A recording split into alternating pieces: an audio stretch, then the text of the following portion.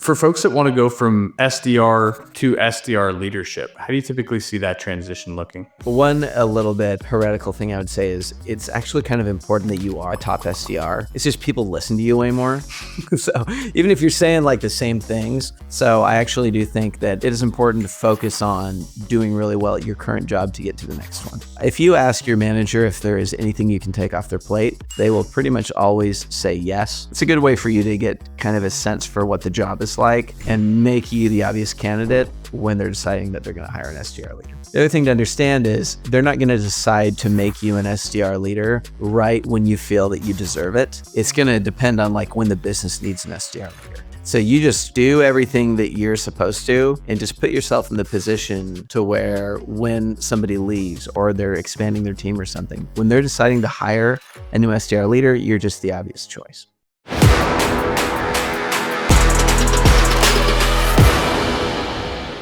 Sam Nelson, awesome to chat today. So I'll walk us down memory lane a little bit. It had to have been, 10 months ago at this point that you and I were connected by someone in your SDR community. I think it was Michelle Laker. And when we were starting this business, there was like a pretty short list of folks that, we really wanted to chat with and learn from. And you were right there at the top of that list. So it's been an awesome 10 months, like getting to know you and learning about all of your thoughts on the space and how the SDR community and SDR role has evolved over the last several years. But yeah, Sam Nelson, pumped to chat with you today and learn all things SDR and pipeline. Oh, all right, man. Cool. Yeah, really excited to be here. It's good to work with you guys and excited to chat. Cool. So we'll walk down memory lane of your own career path a little bit to start this thing off. So you were an SDR at Outreach, and you were a top performer there. And it was at that point that you dyed your hair blue. So would love to learn the founding story of the blue hair. Yeah, that's good. I actually don't bring it up anymore. People just kind of know me as the blue hair guy. But the origin story of that was I was a new SDR leader, and I did it as an incentive for my new reps. I said, hey, if you guys beat the all-time record for your first month, then I'll dye my hair blue. At that time, that was actually one of Outreach's colors. So that's how OG I am. There's like an old logo. A lot of people don't know about it. Anyway, so I made that deal and they beat the record and I dyed my hair blue. And then I made it my LinkedIn profile photo for fun, kind of. And it was very unusual, especially at that time. Blue hair was really unusual. And all my content started getting a lot more traction. And Outreach started getting a lot of leads as a consequence of it. And so like I re-dyed it because it was effective for the business. And then it just like continued to be a practical business decision. And I just have had blue hair since 2018, I guess like 6 years now. Did not realize when I first dyed it that it would be like, it would still be going this long, but that's how it started. It's so good. It's awesome. It's like a full on trademark, right? Like anyone in the, SDR community, probably knows you as the blue hair guy, but I think it's great to hear the story. And I love that you did that for your team too. Like not a commission thing. You were just like, I'm going to incentivize the team to hit their number by doing something wild. Yeah. And it was like, I'm like the last person you'd expect to have blue hair. But now I'm stuck with being the blue hair guy. It's kind of weird. I actually think I may be more known as blue hair guy than Sam Nelson. I have a pretty bland name. And so I really am stuck with it because yeah, that's just, I'm more known for that than my name. It's awesome. That's great. Cool. So, I guess let's start with like a pretty timely question. So, there's been so much technological change, especially in pipeline technology over the last, call it 12 months now. Things are changing really quickly. I've talked with probably 15, 20 SDR leaders over the last couple of months. And I think the anxiety is starting to grow a little bit around what is the future going to look like. And so I'd love to hear your thoughts on how you think AI technology is impacting sales today and maybe what folks should be thinking about in terms of where they can be, most valuable and not have to compete with it, but really differentiate from it. Yeah, as far as how much it's impacting sales today, I don't know if it's like impacting sales as much today as we all first thought when we all kind of experienced ChatGPT for the first time. I think when we all saw ChatGPT for the first time, we thought, oh man, like this is going to take over all of our jobs in like a year. This is crazy.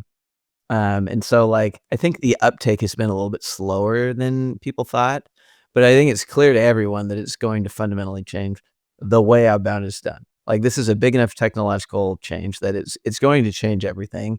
No one's quite sure exactly how or what path it'll take. But it's going to change things. But I will also say that people had these same concerns when I was at Outreach, right? Because like at that time, prospecting went from, hey, you just had, your contacts and you would kind of call them and like email them and kind of keep track and stuff like that. And then Outreach came along and it was like, okay, you can now reach out to 10 times as many people, or more than that. And it can automate about half of what you're spending your time on before. And so a lot of people wondered if, okay, if we can automate this much and increase the productivity of an individual person by this much, is that going to lead to a 90% reduction in SDRs? But what happened was actually the opposite. When an individual SDR became more productive, like multiple times more productive, it made it easier to justify budget for SDRs. So, like an individual SDR can produce twice as much pipeline, it justifies you hiring many more SDRs. Whereas in other professions where it's like customer support, if it's like, oh yeah, like one person can do 10 times as much, it's like, okay, yeah, you would reduce the number of customer support people by 90%. That makes a lot of sense. Pipeline though, no company is ever really at the point where it's like, yeah, we don't really need as much pipeline anymore, so we're going to cut the people because they're getting so good at it. Like nothing increases the desire for pipeline like pipeline. So it's like this kind of unique profession where there's really no end to the desire for more of what you produce. And so my guess is that individuals will become more productive and it will justify hiring more. Unless like the human component of SDRs is deemed completely unnecessary, which I think is unlikely because proof of human's really been the most important currency in this for a long time. I would expect that it's going to augment our profession. That's my guess. It's a really interesting take, I guess. To go a little bit deeper there, as you look at the term that you coined there, proof of human, right? So important. Would you just explain to everyone like what proof of human means? Yeah. Oh, yeah. I should. Like, basically, I'll give you an example. Is when we were first kind of making the first sequences at Outreach, we had a bunch of kind of really new SDRs that were really new to both sales and SDRing, and actually they're like farmers. They're like new to computers too, and like they like made all these sequences really quickly, and we ended up using these sequences for years. And they did not seem super polished. They didn't follow the best practices of marketing at the time. They looked like they were made just by an SDR. Like it would have never been approved by a marketing department, right? So we used these for a long time, and then eventually we kind of hired a professional to get them really polished, make them look like they would be approved by a marketing department. And then everything just like screeched to a halt. Like no one was responding anymore, even though like technically we were articulating the value prop in a more robust way. There were no typos. It looks like it was made by a professional. Like actually sending lower quality stuff that looks like it was obviously sent by a person ended up getting us way more responses and way more connection with other people than just like having something totally perfect to send out.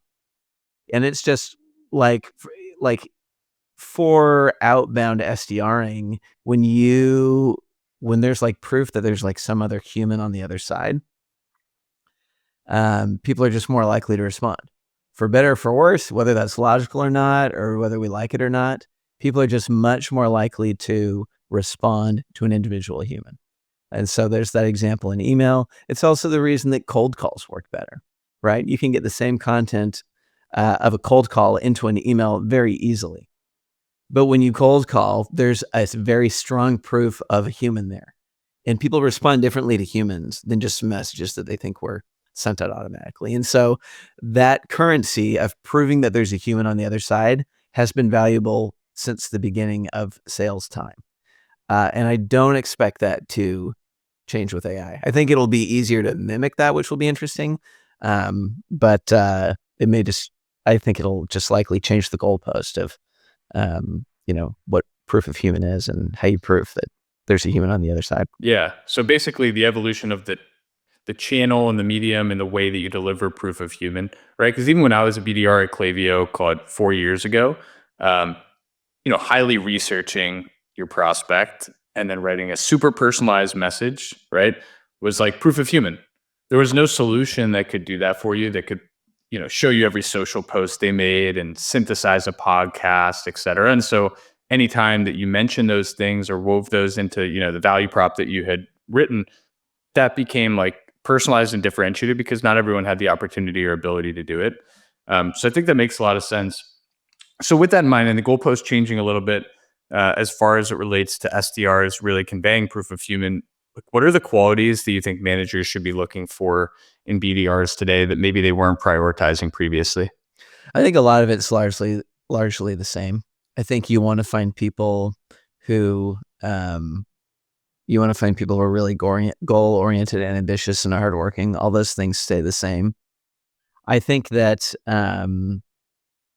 you want to hire people. I think it's still going to be a hard job for people. I think it's still going to be like a grind. I think you still want to look for people who are coming from something that was harder than being an SDR. But I think it's really largely the same. I think cold calling will become increasingly more important as it's become increasingly important over time. People who are willing to be uncomfortable. I think for the most part, for right now, we kind of keep things similar. Yeah, that makes sense. And I think for what it's worth too, at least from the conversations I've had, the newer generation of SDRs actually seem more comfortable on the phones than maybe some of the previous generations. It's just like a skill set. They're very comfortable talking with people. I don't know if that's something that you've seen as well with a lot of the folks that you've worked with, but it feels like they jump into the role and like they're ready to go. They expect that phone calling is going to be like a big part of the job. Yeah, I mean, it depends on where you hire people from, but yeah, people are. I mean, there are a lot of good SDR candidates. People are excited to kind of jump in there, be uncomfortable. So yeah, It's pretty unclear, right, whether the SDR role is growing or declining right now. A lot of people have a lot of different takes on it. Where do you think the role is going to go over the next couple of years, assuming that the economy stays relatively strong? Do you think that this is a role that's growing and going to become an even more important function of the business? yeah. It's funny. There was it seemed like a consensus among people who were kind of far removed from the SDR profession that this was just going to disappear with AI. So every month I'll do a post saying, "Hey, if you are looking for an SDR job, comment on this post." And then sometimes like businesses will, and I'll say, if you're a business and you're hiring, put something on there too. Last month was an all-time record of people commenting on my post saying that they're hiring SDRs. Like tons and tons of companies are hiring right now. That's really increased. And also it just feels like there's a lot of momentum in the profession. Like I do a conference every year for SDR leaders. And that conference, I think pretty much every SaaS conference declined last year. It was a really hard year for events. And Pipeline Conference, which is only for SDR leaders, doubled year over year. And so I think there's a lot of energy in pipeline generation. I think there's a lot of focus on it. Another thing to consider too is like AI is not coming for like the sales development profession in a vacuum. It's not like everything else is staying constant and then sales development is getting AI. It's like, okay, all of a sudden, like the cost to start a business is way lower. Many more businesses will be out there competing for customers. Like I see pipeline generation being the bottleneck going on into the future, even with AI. Yeah, it's a great point, and I think to that point too. I was at that conference. First of all, awesome conference. Highly recommend if you're an SDR leader. It was great. I think something interesting happening is there's so many new AI companies that are growing really quickly right now that are hiring SDRs. So it's like, is AI going to take, over part of the SDR role? Well, actually, the reality is there's a ton of AI companies and they're hiring SDRs aggressively. And even just salespeople in general, right? Salesforce launches Agentforce and is hiring 2,000 sales reps to support it. So I actually, have a similar thought process on it, which is that when we're in these growth environments, like of course, pipeline generation is going to be extremely important, and a lot of AI companies are going to look towards pipeline generation strategies that have worked for a long time to be able to execute on it. I also think that where we're at with AI right now, a lot of it is focused on like data and enrichment and helping reps move more efficiently throughout their day rather than executing their day for them. And I think, of course, there are certain things that are illegal right now, like AI cold calling, not legal. And so, from a proof of human standpoint, you have to have humans to cold call, and that's become the most effective way to build pipeline, especially over the last year, 2 years. So, I think there's like a lot of really important takeaways from that. If you're an SDR leader or a business that's considering bringing on SDRs to your team, um, with that in mind too, it seems like LinkedIn has become more and more popular, especially with how much AI messaging is in the market, AI content. Like people are really looking towards voices on LinkedIn that they can trust. What do you think the value is for an SDR leader to start building out their personal brand? I think it's valuable. It doesn't always accrue to the person though, which is a little bit interesting. Like for me as an SDR leader, I happen to have a product that was for other SDR leaders, and so I was talking about my experience as an SDR leader, and so it ended up working for me. Most of the leads we got ended up going to people who weren't on my team, right? And so it doesn't actually directly accrue to me. But a lot of them were like unowned accounts, and like no one ever missed quota once I had a brand. Um, and so I think that it can work. I think that okay, contrarian opinion. I think that it's usually counterproductive for reps to try to build a brand on LinkedIn. I think it does more harm than good. Usually, there are exceptions, but usually I've seen that just kind of not really be that productive for the company or for the rep. Like the rep, even if you're successful, you kind of typecast you as an SDR, and that's not always where they want to be for the rest of their career. So I think it can be good for leaders, um, but not always. It's very effective when it is effective, but it's not like building a brand is always the right thing to do. Yeah, it's a good nuanced take. I think a lot of people on LinkedIn, especially, are like, build a personal brand, extremely important. It's going to set you up for the rest of your career. I actually agree with you that I think the audience is probably the most important piece. Like, audience content fit is crucial. So, if you're in sales tech and you're, a sales influencer or marketing tech and a marketing influencer, like, I think a lot of that can start to make sense, right? Um, from a fit perspective. But if it's like cybersecurity, that's going to be a lot harder.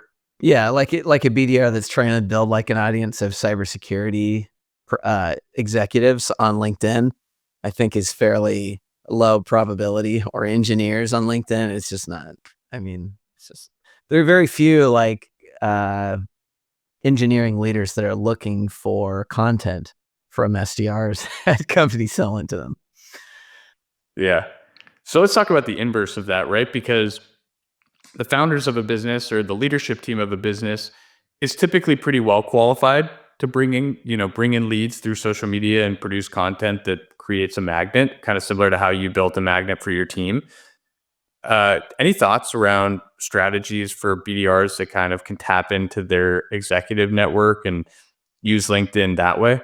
Well, the way I would probably do it is um, leveraging your executives' networks. LinkedIn has some good ways to kind of figure out who your executives are connected to. And what I recommend doing is finding kind of the most well-connected person at your company. The best place to start is the person at your company who is your persona. And so if you sell to sales, it's going to be your sales leaders. If you sell to operations, it may be your operations leaders. But if you look at them and you find people that they're connected to that are within your book of business, like do that once, make one big list, send it to them all at once, and then make it as easy as possible for them to execute. I would write out the notes for them to send, make it a 2-minute project, make it a really easy project for them to do. And you can leverage them that way. I found that to be the most effective way to do it. Find connections with executives. Yeah, great advice. Would you say this is something that a lot of SDRs are doing today, or does this feel like something that could be an edge for folks? I mean, yeah, unless usually people don't do this by default, but if you're not doing it, there's usually a few leads in there. If you haven't done it. So, I think we've talked a lot about AI in the SDR role, and we've talked a little bit about some of the implications that have occurred so far. I think the reality is a lot of companies have tried out AI SDRs, and there hasn't been much positive feedback in terms of it generating pipeline or booking meetings. But I'm curious how it's impacted SDRs in terms of their ability to connect with folks through email compared to phone. Like, do you feel like the channel is becoming almost too loud at this point to be really effective there? Yeah, like AI SDRs are, and I think there's like some interesting use case for inbound with those, right? Depending on how you define like AI SDR too. Um, but for outbound, yes, AI can write something that looks personalized very easily. The other side of that coin is that like a lot of messages look like that to people now, and so yeah, you kind of have both of those forces working at the same time. So you just have to be as efficient as you can. Yeah. How do you see compensation changing for SDRs and SDR leaders this year, maybe going into next year as well? Are we seeing like comp increase for SDRs across the board? I would imagine it's staying kind of similar. I think there was a time when there was just like so much demand and so little supply that salaries got really crazy for SDRs. There are SDRs making like $150,000 a year and things like that. I don't know if that's going to happen again in the near future, but I don't see it tanking either. Like for the type of people you want to hire to be an SDR, I expect that to stay about the same and still be demand for that. And demand for SDRs is increasing too. So I would expect to stay about the same, maybe increase depending on the area. That's my guess. So it kind of similar to that. Like, what do you think companies get wrong about scaling their BDR function? Like, what's one of the big mistakes that you see where you're like, man, that's a speed bump that a lot of folks could avoid? Okay. Well, there are a lot of things. The first one that comes to mind is if you decide, like, let's say a company raises a huge round, they need pipeline yesterday, they're just going to hire a whole bunch of SDRs and they know they're going to. One thing I recommend is like hire them in big classes of SDRs like every other month. It seems like a small detail, but it can make a very big difference for the bandwidth of the leader, especially as you have a whole bunch of new SDRs in. Because if you have one SDR coming in 1 month, like that can be like, close to a full-time job, just making sure they get ramped and stuff, and it's totally separate from their other responsibilities. And so doing it in separate classes and spacing them out is really good. As they're scaling out their SDR teams, if they're scaling it out for the very first time and kind of building it out, it's usually better to kind of bring in an SDR to test the concept first before bringing in a leader. There's a lot less risk there. And what else would I say? It's good to kind of be rational about how many accounts you can really sell into when you're deciding on headcount planning. There can be some tension between the CEO and what's reality sometimes. A lot of times the CEO is really used to communicating with VCs about how they really can take over everything and their TAM is really the world and things like that. And And that messaging can get translated into, hey, we're going to go after these personas that don't make sense quite yet. And it can create kind of a mess. And so I would say being really realistic about how many accounts you have and being realistic about how many people you need to attack those accounts is really useful. You don't want to get into a situation where you're bringing on a whole bunch of SDRs. They're going over accounts that are going to be really hard to set, really hard to close, and then unprofitable to maintain. So just being realistic about that upfront is important. And sometimes you get skipped in the chaos of raising tons of money and wanting to scale fast. Yeah. And at what point do you typically see people bringing on an SDR function? Most of the time I work with bigger companies, and so they already have one. And so I'm probably not the most qualified person to talk about this, but yeah, usually you bring on AEs first and make them hunt. Hunting from AEs doesn't usually go as well as people think, and then they'll bring on SDRs later. But I do think that's the correct order of operations, right? When you're first starting out, get AEs, and they can hunt. Especially when you're first starting out, like there are so many accounts, and like all the juiciest accounts are there, and so like them prospecting is actually easier than it's going to be later. So like it's much more simple for operations to have AEs do the prospecting when you've only got a couple of reps in, because of the accounts that they have to go after. It's pretty easy. So it's operationally better. It's easier for them. But then eventually, as you scale out and it gets harder and harder to generate meetings, it's good to have specialists in that role. Yeah. For earlier stage companies, I think it's a balance, right? On one hand, there's more greenfield to go after, but on the other hand, you typically have a lot less brand awareness. So it actually takes like a pretty strategic approach to get folks on the horn.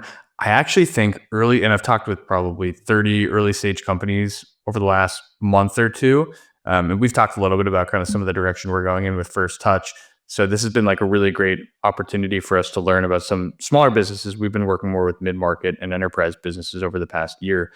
But what we've seen so far is a lot of these businesses, when they hire their like founding AE or a couple initial AEs, it's a lot of inbound traffic, whether that traffic is coming from social, paid ads, referrals, right?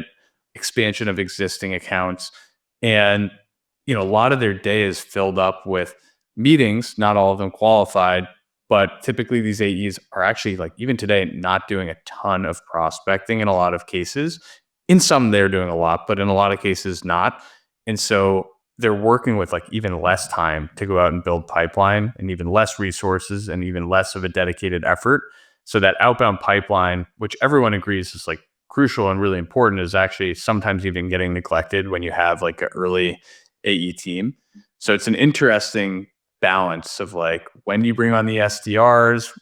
How much can you expect a founding AE or founding AE team to do from a pipeline generation standpoint? Yeah. And sometimes those trade-offs are justified, right? Like, there's always opportunity in outbound. And in early stages of the company, you have to kind of make that trade-off about, where are you going to allocate your limited resources? Where are you going to add complexity into your organization? And it can make sense to kind of sit on your hands a little bit on some of that when you're first starting out. But there is always opportunity in outbound. And so yeah, it always works if it is executed correctly. Right. And I think that's where you really get to start to test repeatable playbooks. You close a couple early customers that look similar to each other, who have a similar level of success, and you go out and you realize there's 100 other companies that look similar to those. Like that's where I think outbound starts to get really effective, when you can start to storytell effectively, right? And it's not just pitching, but it's storytelling, but it's being real about it and having an understanding of who looks like who and why you could actually help them in a real way. Yeah, totally. Well, and I would also say that that's another common it's another common mistake that companies will make, is trying to scale before they figure out the playbook. You can, really spin your wheels. You don't want to have like a bunch of SDRs coming in trying to figure that out for you. You want to have like some idea of what your playbook is added to that. Cool. So I guess, you've been in this space a long time. You've seen a lot. What would be like maybe one of your biggest pieces of advice that you would give to just starting SDR today. And then the second part of the question, which I'll repeat after, but second part of the question would be, what would your advice be to a new SDR leader today? Okay. So to a brand new SDR, I think it's really important that they understand that early success compounds.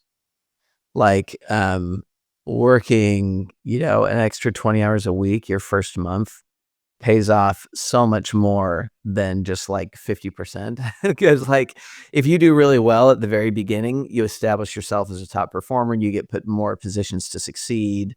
It just compounds like crazy. And in this job, and that's kind of true for anything in tech sales, like if you do really well as an SDR, you're likely to be if you're a top 10% SDR, you're very likely to be a top performer as an AE, and things just kind of compound over time.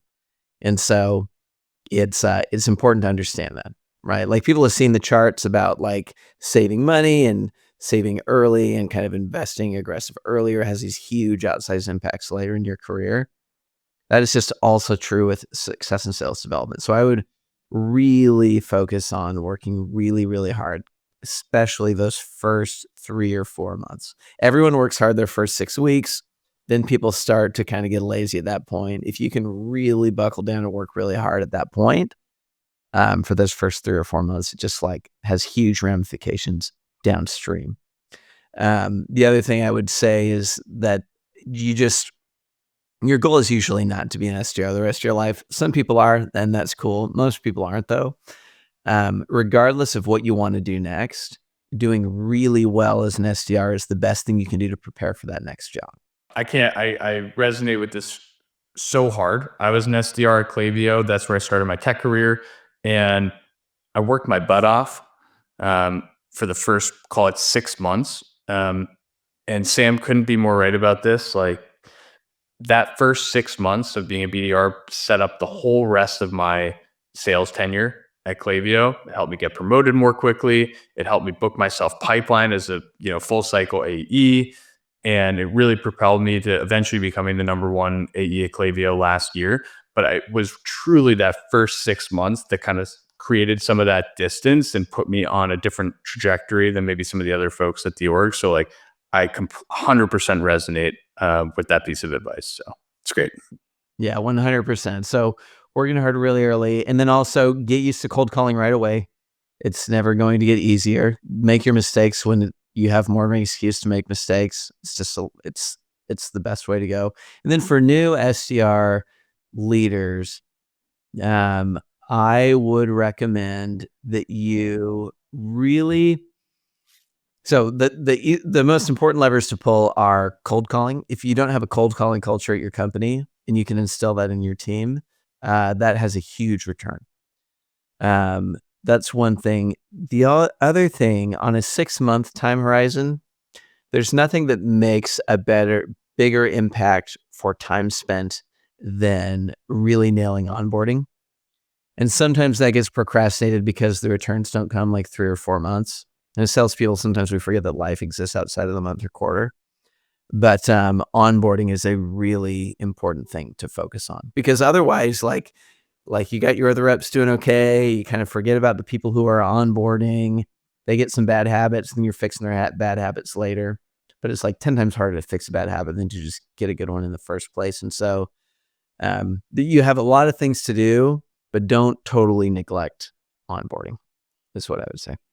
Onboarding. Yeah, you got to get the folks ramped up. And I think it's good advice too. Like you don't know who's going to be in that new hiring class. Even if your team is doing really well at the moment, you might have, that next person that's going to be like the star of the team when other folks get promoted. So it's really good advice.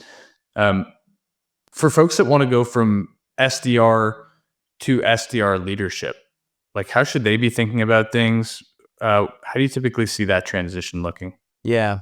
Well, one a little bit heretical thing I would say is it's actually kind of important that you are a top SDR.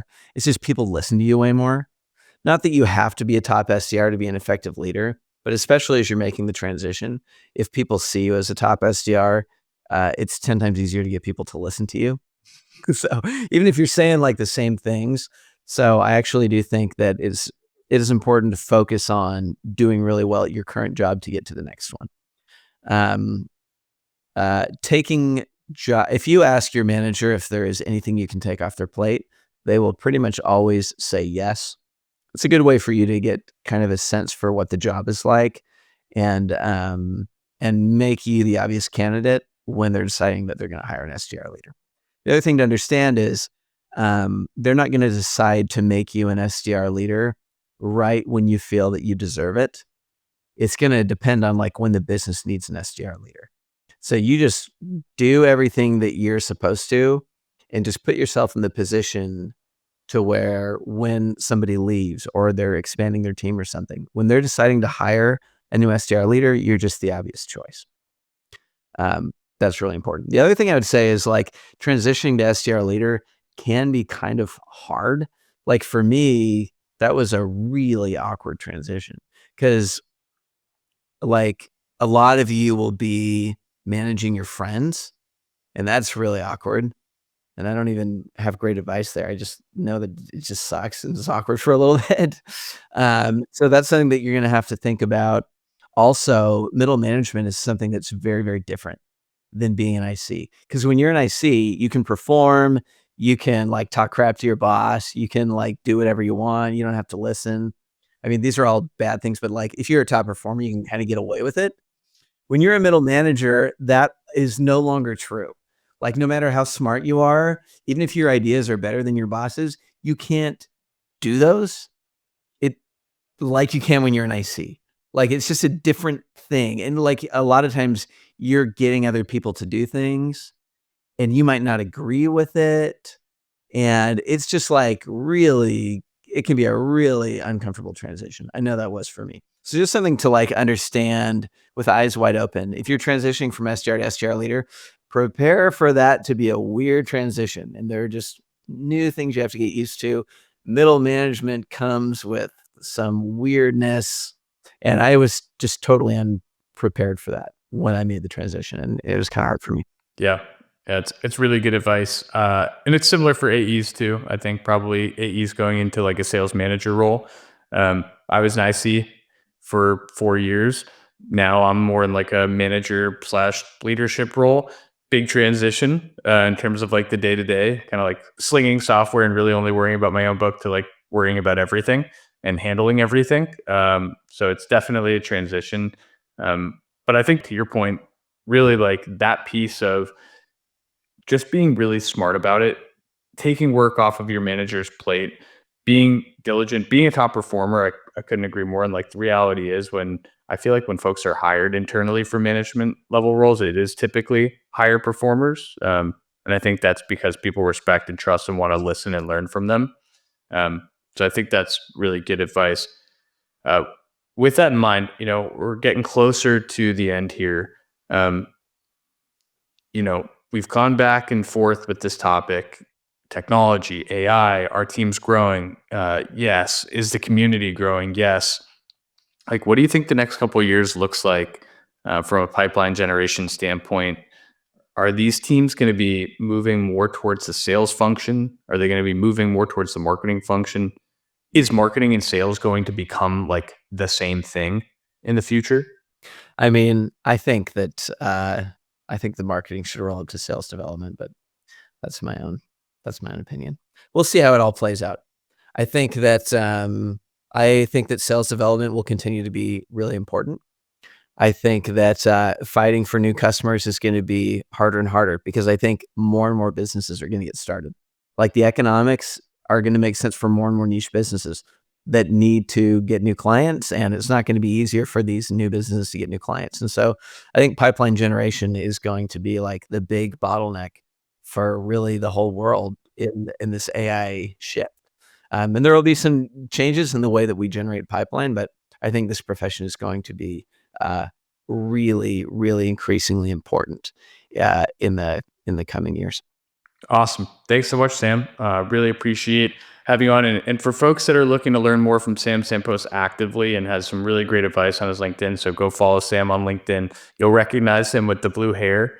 And Sam, any other things you want to mention or share about maybe the community? No, I'd say if you're an SDR leader, join SDRLeader.com. I run a big community of thousands of SDR leaders. And yeah, I post my content at samnelsoncontent.com, so you can find me there. Awesome. Thank you, Sam.